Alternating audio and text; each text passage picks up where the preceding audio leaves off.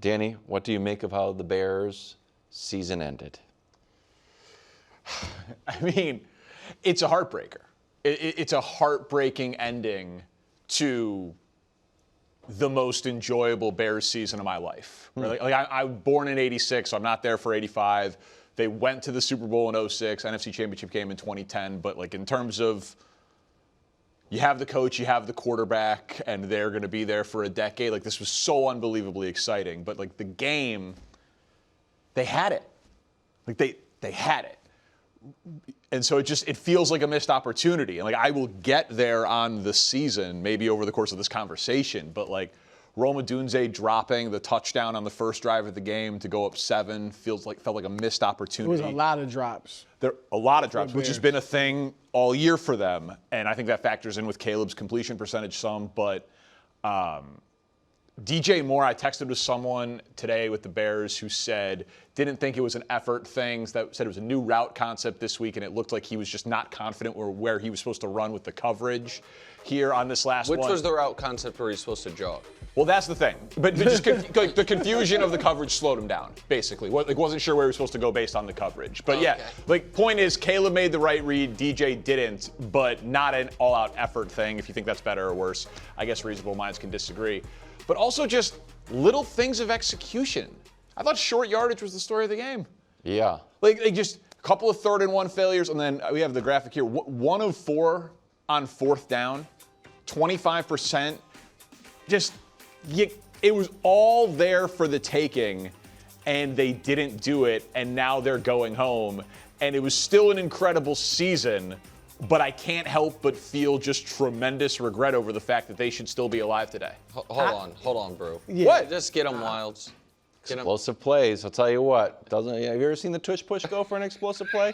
I do think that Caleb should have run more, and when they finally QB sneaked him, it worked. I don't know why they weren't sneaking him more. Yeah.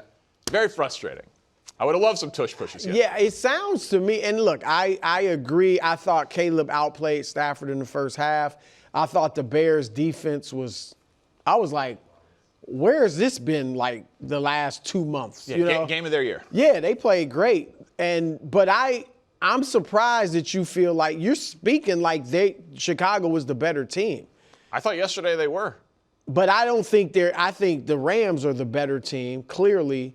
And so I think the right team won. I think that play from Caleb, and again, we've seen him make it time and time again, but that you were fortunate with that. Like, I'm looking at, and I get it. I don't think it certainly wasn't pass interference with, the little push out, whatever. But I'm looking at that play like, what in the world are the Rams defensive backs thinking? I mean, 2 of them are just they're thinking that I get 30 it. He kind of quarterbacks in the NFL can't even get that ball. Yeah, but you still, you should not. They gave him too much room. I'm just saying, y'all were fortunate to get to overtime. And so I'm shocked that you're sitting here talking like y'all were the better team. I don't think you're the better team. I mean, they got us. I liked the idea of not going for 2 at the end of regulation because I thought their defense was doing such a good job on Stafford, and I thought that they were vindicated by it. They got the 3 and out to start overtime, and they had the ball. They had a shot. But if Ben Johnson put up the 2, which was Ben Johnson's whole thing, super aggressive. Yeah. He's the offensive, genius. You have just completed one of the most amazing touchdowns in NFL history. You had the momentum. You have all the momentum. The Rams are gassed. I'm just very surprised, and maybe it worked out that you got the ball back. But I'm just shocked that I'm shocked you didn't go for it. I think if it was the game like they played a few weeks ago against the Niners, and it's 42-40, and it's a shootout, and teams are getting whatever they want. But the Bears' short yardage, it's why I showed it. Like, the Bears' short yardage all game was a failure. Colston Loveland, who is a huge focal point for them, obviously had been out with the concussion. And their defense was playing so well that I thought at home playing for overtime in that spot, given their short yardage failures, Loveland, how the defense had been, I thought it was a totally reasonable thing. And that throw from Caleb is so absurd. It's why I'm so bullish about the future, because the Bears have a guy who can make this play. Like, honestly, how many quarterbacks get it to the goal line falling away at the 40. It's a combo of. I personally believe, in my lifetime, the only two quarterbacks that could combine the escape and the throw are the only three quarterbacks. Pardon me, are Josh, Patrick, and Caleb. I think there's a longer list of quarterbacks that could retreat and avoid the sack, and a longer list of quarterbacks that, from there off their back foot, could make the pass. But the guys who have the athleticism to do the escape and the arm strength, sure. Steve Maybe Young, Prime Rodgers. potentially. It's such a short but it's list. still, That play doesn't have, it will never, So it will never happen again except the week before. So I want to talk about the 2-point conversion, and then I want to talk about I think you're not sad enough. Not sad enough. I think you're not sad enough. No. So, you know the future's bright. Let me That's why you're not sad. let me defend. Here is why, even though I thought they were going to go for 2, I think Ben Johnson, it was a check mark in the pro column of Ben Johnson, long-term head coach, to me, that he did not go for 2 because that was proof positive that he truly is making every decision contextual within the game that is being played. Not just a blanket, we're a go-for-it team, we're an aggressive team, I'm an offensive. No coach in the league more wants to go for 2 in that spot than Ben Johnson. And maybe his internal math was wrong, but in his head, his math was, you know what? We've tried a bunch of our best short yardage plays. They're not working, so our best ones haven't been working. I think my defense can get a stop. And in this moment, even though had you asked me before the game, if you score a touchdown down 7 with 18 seconds left, are you going to go for 2? My thought would have been, of course. I think in this spot we shouldn't do it. That to me was, even if it's the wrong decision, I like that there was a process rather than just a knee-jerk, this is what we do. Now to your feelings. We all said 2 hours ago that Caleb's that guy. In some way or another. KW has been the most skeptical of him. Moratorium on all criticism. Because of that play. That. Yeah. He's made me a believer. Right. And I said. What a success. And I said that I think he now, everyone has to acknowledge that it's on the board that at one point in his career he's the best player in the league. Like that is because of the playmaking, the athleticism, the arm, and the clutch stuff. Those are some of the most important things and the hardest things to learn. Mm-hmm. And the things he needs to get better at, I would argue, are some of the easier things to learn. So all that is outstanding. But y'all did kind of blow that game. And you are not guaranteed to be right back there. No. That is you guys actually, it's not like you guys were 12-1 in one-score games. I think you were 8-5. Yep. So it's not, you guys lost your fair share of those as well. Even though it didn't feel that way. To win games in the last 2 minutes. And so this does feel like a potential magical season that whether it's DJ Moore running a better route, Caleb making a better throw, or what I think is the more accurate criticism, not going for the kill shot on 2nd and 8 when a field goal wins the game and being a little more conservative with the decision there. Whatever it is, you're staring at Seattle and Sam Darnold, and then either Denver with a backup quarterback or a Pats team with a quarterback the same year as Caleb. Like this, you are not guaranteed to have a better Super Bowl chance in the next 3 years. You're not guaranteed to have better Super Bowl odds than you had headed into overtime of that game anytime in the next few years. I'm not going to argue the semantics of the odds there with you, and call this the scar tissue of being a Bears fan that you guys have taken glee in mocking me with all year. Here comes 1941. No, it's not even that, though. It's like I can intellectually understand what you're saying and also know this is the best quarterback in the history of the franchise and the best coach in my lifetime watching the team. I turned 40 in October. It's not a small sample size. Yeah, but that would have been true if you won the game too. No, you definitely. But when you're saying I'm not sad enough, like this is an A++ season that ended poorly. And when you have a 24-year-old quarterback who we all agree is one of the most talented players in the league, with one of the shorthand list of best offensive minds in the league, and they're paired up with each other and on the same page, so much so that Caleb is wearing Ben Johnson's high school jersey to games. Like, this feels like chapter 1 of a 15-chapter book that, yeah, maybe it takes till chapter 5, 6, or 7 to get back there, but it feels to me inevitable that Caleb Williams will win an MVP and hoist a Lombardi trophy as a member of the Chicago Bears. It feels inevitable. I think, and I'll back that up, Nick, I think the reason that, because you can point to Joe Burrow and say, oh, the Bengals thought they're going to be in if you would have told them they're not going to make the playoffs for, 3-4 years, you would have thought that was crazy after getting there in his second year. Really, his first year as like a full-time starter. The difference is, and that would go, honestly, I think, for Drake May as well.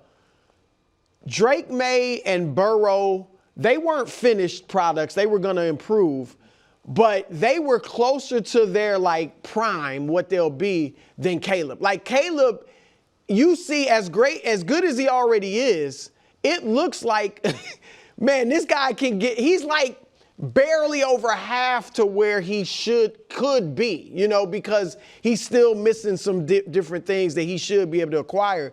So I think that's really one of the big reasons for your I buy optimism. that, and I know we have to move on. And for some guys, it's Mahomes' first year as a starter in the playoffs, lose a heartbreaker in the AFC Championship game. We know we're going to be right back, and the next year they win the Super Bowl. And for some guys, it's Joe Burrow going to the Super Bowl. It's Lamar going 14-2 and winning league MVP. It's Josh making the AFC Championship game in his third year, against Mahomes. It's like, oh, it's all right. We're going to be right back. And you just don't know. Like, it's just, and this will apply if the Patriots don't win the Super Bowl. All of it. Like, true. Jaden don't worry. Right. It feels a lot like how I'm certain Commanders fans felt after the NFC Championship game. Sucked, except at least that one, they were like, well, we got blown out. So again, I'm not trying to make you feel bad, but you're a good friend. It's hard. It's just these moments are fleeting. But hard. he's right. That's a good. We have a you're steady right. schedule of going to or making the Super Bowl this century. So it's not Bears Patriots, not quite the same. We are always consistently going to the Super Bowl. With Tom Brady, you certainly are. We'll see if you continue with Drake May. We're a game away. You're not there yet. We're a game they away. Were, yeah, and they were 2 games going away. to the Super Bowl? Just don't lose to have us going Jared to the the Super Bowl? Giants. Me? Yeah, you. I don't know yet. It's not picks time yet. I ain't wearing a Broncos. Zoom in on his eyeballs. New era in Buffalo. Sean McDermott gone. Pretty stellar run as the head coach. Tied for the most playoff appearances. Had 7-10 win seasons. Winning percentage of .662, second best. Danny, you think this was the right move? Yes, I do. And I think the Brandon Beane conversation is totally valid, and that if McDermott was to go, Brandon Beane, their GM, should have gone also. But that's why I said it on Friday's show. I did not think he was secure with this job. Their last 6 playoff losses, a defensive head coach, they've allowed, on average, 33 points per game in those playoff losses. Is that all on him? Of course not. Some of it is on the GM. But he's a defensive head coach.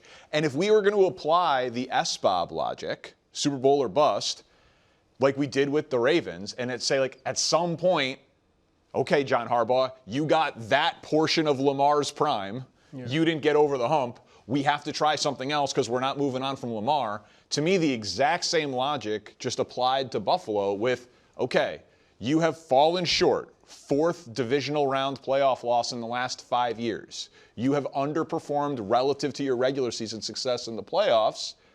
Josh Allen has plenty of prime left, but a different coach gets to take that baton and try to carry it across the finish line. So is it fair? Maybe not, but I do think it's just how it works in the NFL.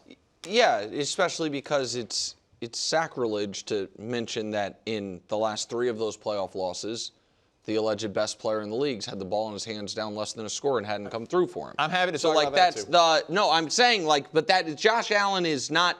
Josh Allen got him there, and when they win, it's because of Josh Allen, and when they lose, it's because the roster's bad or the coach is bad. Those are the rules with this player, and the coaches. And by the way, I also understand and agree with the logic of too much scar tissue at this point. This is what I felt. I felt like there was a real long tail to me of the 13 seconds game, whether there should have been or not, there was. And this locker room seemed like it was that they had an all-time great player who was retiring after the game. Like, that was the emotions of it. Like, it was, he came back for one more run for this, and that's not. And so I do think moving on, in theory, makes sense.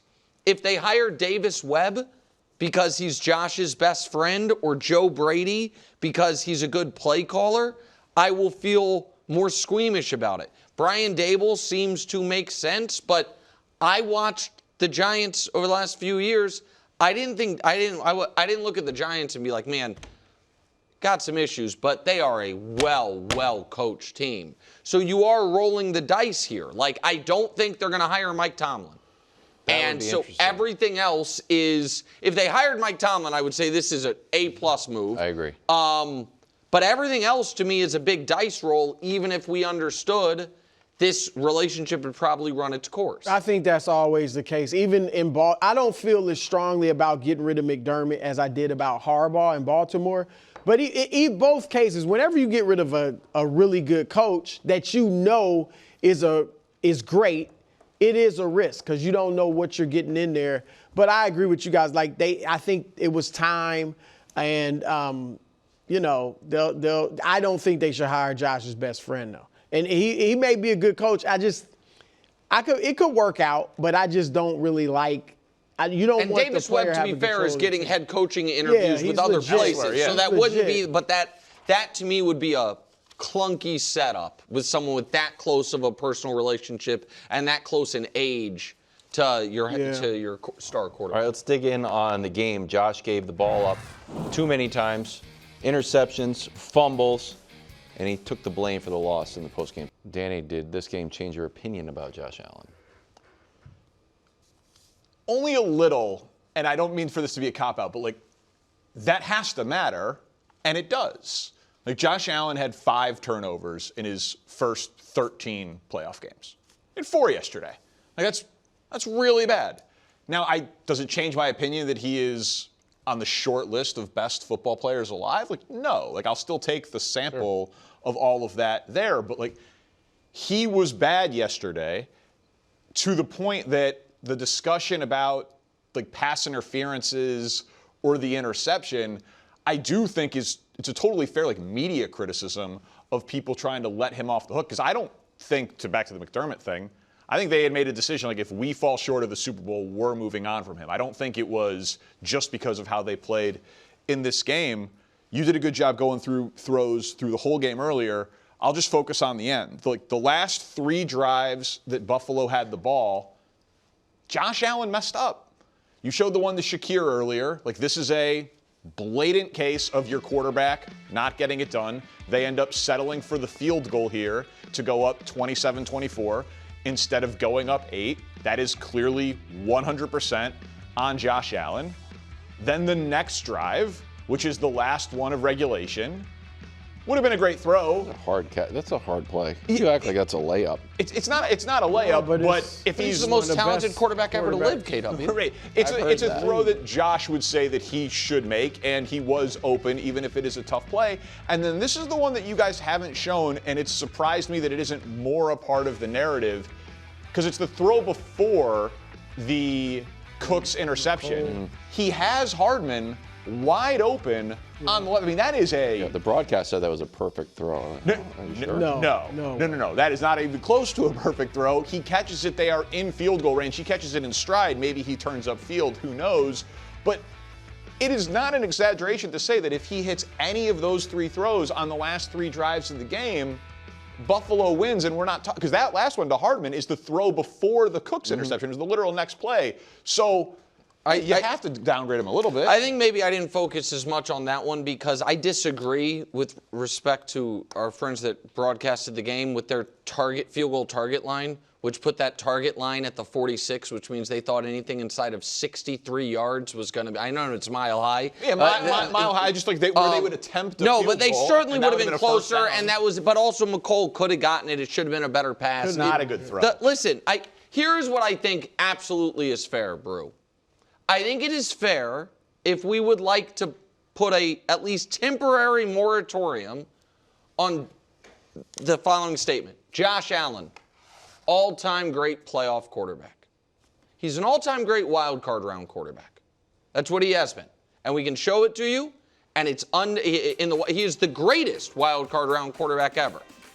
Even if you remove that 2-6 part of the 8 games in the other rounds, 13 touchdowns in 8 games is good. It's not all-time great. 9 fumbles in 8 games is not good or even. How many of those were lost? Do you know? I think 3. I think 3 of the 9. But I chalk that up to random luck. And a passer rating of 91 is fine. And so there has been a lot of, if not for Mahomes, Brew, but now it's if not for Mahomes, or the time he played Burrow in the divisional round and they scored 10 points, or the time they played Bo Nix in the divisional round and he had 4 turnovers. Like, that to me is a fair addendum to what this game does. It doesn't change my view at all. I'm surprised, Danny, because I don't think you felt that Chargers game changed your view of Herbert, right? No, I said it had to factor in a little bit and not enough for you guys. But you're not dropping him at all, but you're dropping Josh Allen? Listen, what I said is, it is a thing that it is a huge data point on where we view Josh Allen. Like, if you say Josh Allen's the best player in football going into next year, I think it's a reasonable opinion. But this playoff game sticks with it. Who has that title going into next year? Right now? Probably Josh. I kind of think in your mind, like I don't know who Josh has or Mahomes at this moment. It's Josh or Mahomes, but Mahomes is coming off a huge injury. Mahomes off an injury doesn't get the and 2 years where the stats are playoffs doesn't get the. Okay, well then Matt Stafford or Drake May or somebody. It can't be. We can't be like, hey, going into this year, this guy wasn't the best player in the league. He didn't win MVP. They got to round 2 of the playoffs, and he had 4 turnovers, and now he's the best player in the league. All right, fine, Drake. He had similar numbers to his MVP season. It's not Drake. But time now for some he said, we said. We listen to the best sound from the weekend, then we give you the analysis on it. First up, as it should be, my guy Caleb on the loss. So this is a devastating way for this season to end, whether that is on DJ Moore, whether he was too aggressive in that spot. It's devastating, frankly, because I thought they outplayed the Rams. But juxtaposing, and it's the whole yin and yang of Caleb. Yeah. The guy that makes that mistake, and you could say an unnecessary throw if you want to, is also the guy that can make the throw to Cole Kmet on 4th and 4. Back of the end zone. He throws this ball from the 40-yard line. It travels 51 yards in the air. He's 26 yards behind the line of scrimmage. It's one of the most ridiculous plays I've seen in the history of football. And I don't know how sad I'm supposed to be when my team has a guy who can do that for the next 15 years. Yeah, I'm sad today, but I'm going to be fine tomorrow. There's no doubt he's Chicago's Jesus in cleats. I get it after a throw like that. But the problem right now is we know he's capable of this, right? But can he orchestrate drives where he doesn't put his team or the ball at risk of losing games? And then when you saw the last game, this last throw where he throws an interception in overtime, I'm saying to myself, Caleb, we don't need that right now. We need you to methodically march us down the field and keep the ball intact. And you throw it away. And so I'm never going to look at Caleb Williams any other. It's hard for me to gauge. Like, I love the throw to Cole Kmet. I was jumped off my couch like everybody else. But this right here, I didn't sleep that night. Because Chicago right now will be on fire. There'll be naked people running in the street drunk because they're going to the NFC Championship. Yeah, it would have been Danny. So I'm saying to myself, how did you know? How can you go from 0 to 0 that fast? Like, it just didn't make sense to me. It's playoff football. When you watch him on the touchdown pass, and this is a lot of his great plays, it's like he's over-caffeinated. And then when you get to the normal plays and the interception, the thing that's so frustrating about the interception, if we can bring it back, is there's absolutely no pressure on the interception. he's sitting back there, and you can watch the receivers on the end zone copy.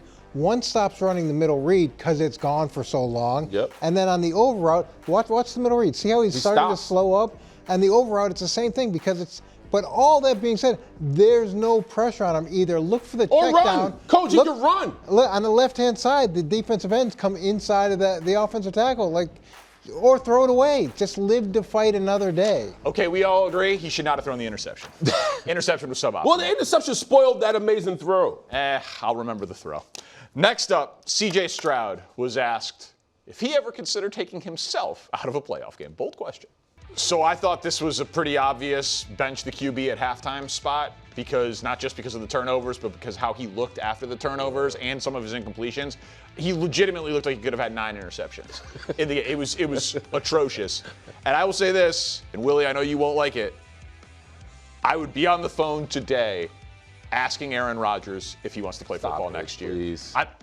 The Texans do not lose that game if Aaron Rodgers is their quarterback. Yeah, you play Davis Mills and you win the game. Well, That's easy. That's the he was easiest on way. the roster. Yes, he Davis Mills was an option And yesterday. dressed. Aaron Rodgers would be a great option for them next season. Yeah, the Trevor Lawrence experience really throws everything off because he has that game where he throws the 4 picks in the first half and has the incredible second half. So it's not that far in the past where everybody doesn't realize that can happen. And now you come out at the start of the second half and they have a nice drive and they kick a field goal. I really believe if that first drive of the second half had gone south as well, they probably would have made the move. But they kicked the field goal. Then they get the ball back. They're driving again. The running back fumbles. That's not on CJ. Right. Then at the start of the fourth quarter, they're down by less than a touchdown. So it's one of those things where he is your starter, and you do have this faith in him.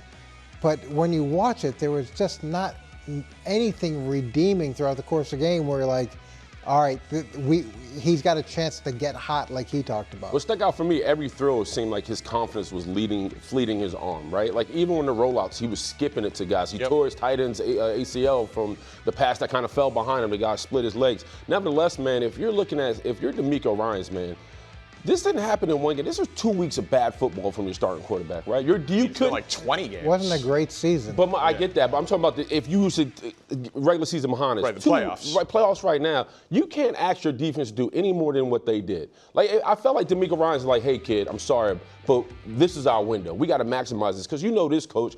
We're watching it right now. There's going to be a new roster, new coaches. This won't be the same outfit. And you just blew it because you put all your faith in C.J. Stroud. C.J. Stroud cost himself a lot of money this offseason. Next up, we hear from the Seahawks locker room after the big win. They are dominant. Like, to be able to have blowouts in the modern NFL with your quarterback not playing that well just speaks to the totality of your team. We talked about it last week. One team was healthy, one team was at home, one team was rested, and the other team was the San Francisco 49ers. I didn't think it would be this lopsided, but the Seahawks look like a runaway freight train. I knew it was going to come down to the defensive line. The defensive line owned the line of scrimmage. I mean, they imposed it well, and the way they beat up CMC and the rest of that crew. And you're right. The Niners were a duct tape team. We all understand that. But I thought the energy and the level in which they showed up with speaks volumes. While they potentially give them the Lombardi. I don't see anybody taking over, stopping this defense or being who they are right now. Yeah, they're dominant against San Francisco, who came off a East Coast swing on a shortened week and beat up. You know who they haven't been dominating? The Rams. Facts. Those have been two close games. It wasn't the last one, though. 587 yards of offense is not dominant. Where that's what the Rams hung on them.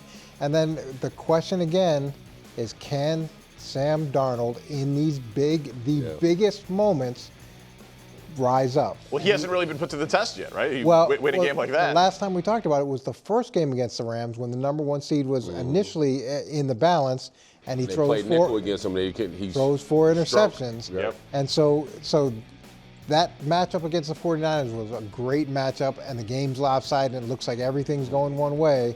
But they have not played the Rams anywhere near the way that they played other teams. You're right, and the Seahawks and Rams have been top 2 on my top 10 list since like week 11, I think, just going back and forth on the order. So I do think these are the 2 best teams. It does feel like the winner of that game is your Super Bowl champion. But the Seahawks seem to be going like this, and the Rams seem to be going like this. Like the Bears exposed the Rams. The Rams defense has not been good down the stretch. Like I think Seattle, like preview for my pick in that game, I'm going to like Seattle in that spot against the Rams. Yeah, I'm not convinced that it's going to be anywhere near as dominant as people think it is. Forget about what happened last week. They barely escaped Carolina. Okay, Like, it it took Stafford to get surgery. He loves Carolina, though. Oh, I forgot. I picked Carolina. I forgot. And I want another upset alert there. However, and Carolina, again, they didn't play Carolina well the first time. Right, Right, but we They didn't watched play Devontae Carolina the Adams second get time. targeted 13 times and only have 5 catches. I mean, he just wasn't him. He was barely him against the Bears. Thanks for watching. Subscribe here to get more from the show and to check out clips from other shows on FS1.